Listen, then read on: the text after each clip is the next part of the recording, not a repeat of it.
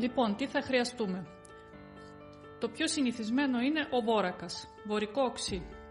Με αυτό μπορούμε να καλλιεργήσουμε τα κρίσταλά μας. Είναι και πιο οικονομικό. Ας ξεκινήσουμε με το βόρακα και αργότερα θα σας δείξω και με άλλα υλικά πώς μπορούμε να φτιάξουμε πιο καθαρά και κρυστάλλινα κρίσταλα. Ο βόρακας όταν στεγνώσει μας δίνει κάπως ασπρίζουν τα κρίσταλά του. Μας δίνει αυτό το effect.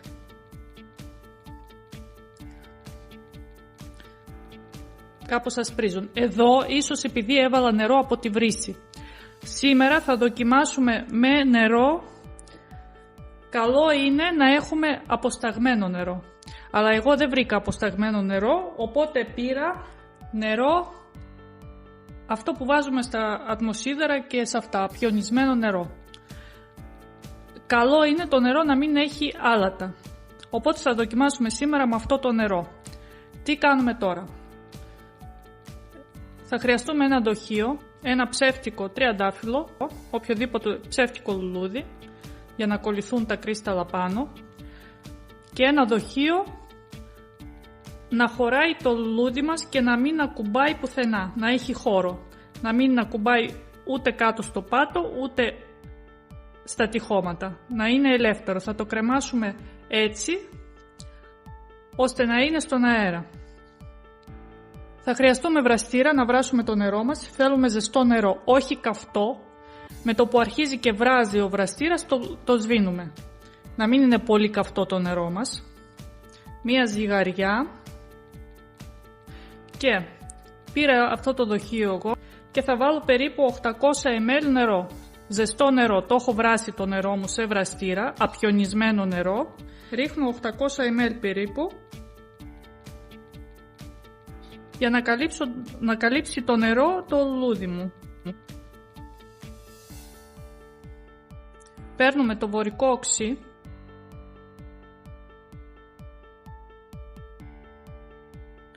Τι κάνω εγώ. Εγώ παίρνω ζυγαριά. Τη βάζω σε γραμμάρια. Μηδενίζω, τη βάζω σε γραμμάρια. Τώρα, συνήθως για 100 ml νερού θέλουμε 50 γραμμάρια βορικού οξύ. Εδώ έχουμε 800 ml νερό, οπότε θα χρειαστούμε 400 γραμμάρια βορικού οξύ. Και ρίχνουμε σιγά σιγά με το κουταλάκι και ανακατεύουμε. Ανακατεύουμε για να το λιώσει.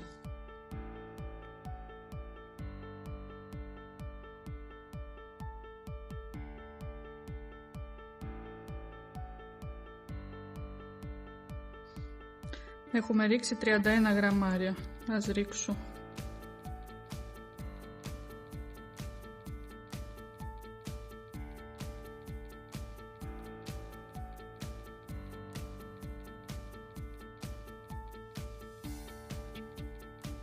Το ρίχνω. Ανακατεύουμε πολύ καλά για να το λιώσει όλο μέσα.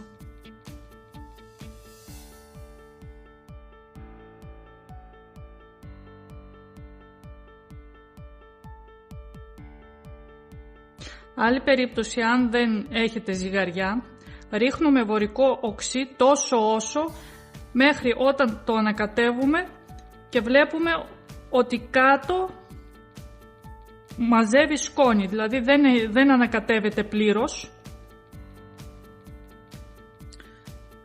Τώρα θα σας το δείξω. Λοιπόν, 337. Για να δούμε.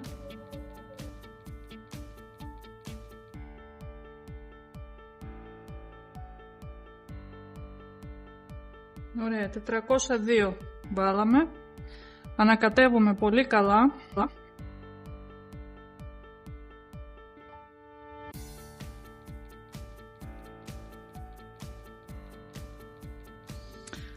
Βλέπουμε ότι κάτω μένει, δεν λιώνει όλο. Αυτό σημαίνει ότι έχει γεμίσει. έχει κορεαστεί και έχει γεμίσει, δεν παίρνει άλλο βόρακα. Εδώ σταματάμε. Βλέπετε, δεν το λιώνει όλο, μένει. Οπότε εδώ σταματάμε. Αν δεν έχετε ζυγαριά, ρίχνετε μέχρι να δείτε αυτό, ότι δεν λιώνει πλέον. Έχει κορεαστεί.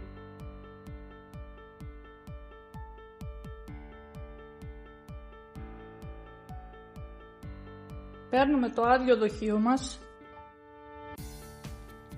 Εγώ πήρα ένα τάπερ. Παίρνουμε μία σίτα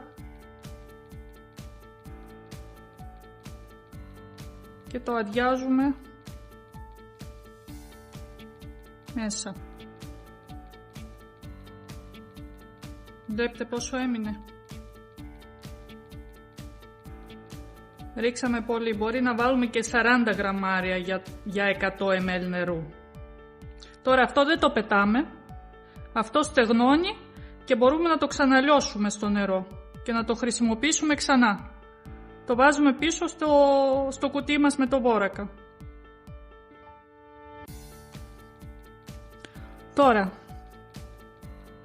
αφού αδειάσαμε το νερό, παίρνουμε το τριαντάφυλλό μας. Τώρα θέλουμε να το βουτήξουμε μέσα και να το κρεμάσουμε, να μην ακουμπάει πουθενά, να είναι στον αέρα. Εγώ πήρα ένα κομμάτι φελιζόλ, οπότε θα βάλω το τριαντάφυλλό μου εδώ έτσι, θα το καρφώσω, να το κρατάει, έτσι εδώ,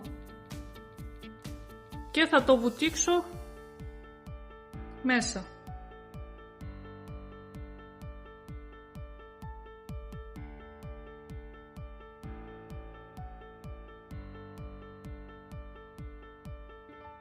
Να μην ακουμπάει ούτε πάτο ούτε τυχώματα. Τώρα το φελιζόλ είναι ελαφρύ και μου φεύγει. Θέλω να βάλω κάποιο βάρος εδώ. Βάλω ένα βάρος εδώ, να μην σηκώνεται. Τώρα είναι θολό, δεν φαίνεται, αλλά το έχω κρεμάσει έτσι ώστε να μην ακουμπάει το πάτο και να μην ακουμπάει τυχώματα. Τώρα το αφήνουμε έτσι για 12 με 24 ώρες. Όσο κρυώνει το νερό, αρχίζει και κρυσταλλώνεται. Έτσι, κρυσταλλώνεται και μαζεύονται τα κρύσταλλα και θα κολληθούν στο τριαντάφυλλό μας πάνω. Αφήνουμε και ερχόμαστε μετά από 12 με 24 ώρες. Και είναι η επόμενη μέρα, έχουν περάσει 24 ώρες και πάμε να δούμε τι μας βγήκε. Και το σηκώνουμε σιγά σιγά.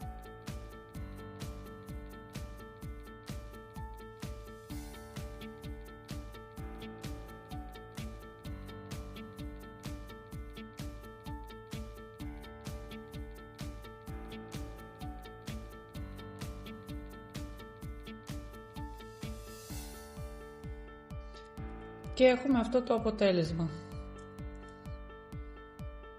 Βλέπετε, έχουν μαζευτεί τα κρυσταλλάκια πάνω στο τριαντάφυλλό μας. Εδώ νομίζω με το απιονισμένο νερό είναι καλύτερο βγήκε. Τώρα φυσικά είναι βρεγμένο ακόμα, δεν μπορώ να καταλάβω. Θα το δω αύριο όταν στεγνώσει καλά, αλλά νομίζω είναι πιο διάφανο. Τώρα το αφήνουμε να στεγνώσει, βάζουμε πάνω σε ένα χαρτάκι, το αφήνουμε να στεγνώσει. Και όταν στεγνώσει, καλό είναι να το περάσουμε και ένα χέρι βερνίκι. Ένα βερνίκι σε σπρέι, οποιοδήποτε βερνίκι σε σπρέι. Ψεκάζουμε μια φορά μία λεπτή στρώση και το αφήνουμε να στεγνώσει.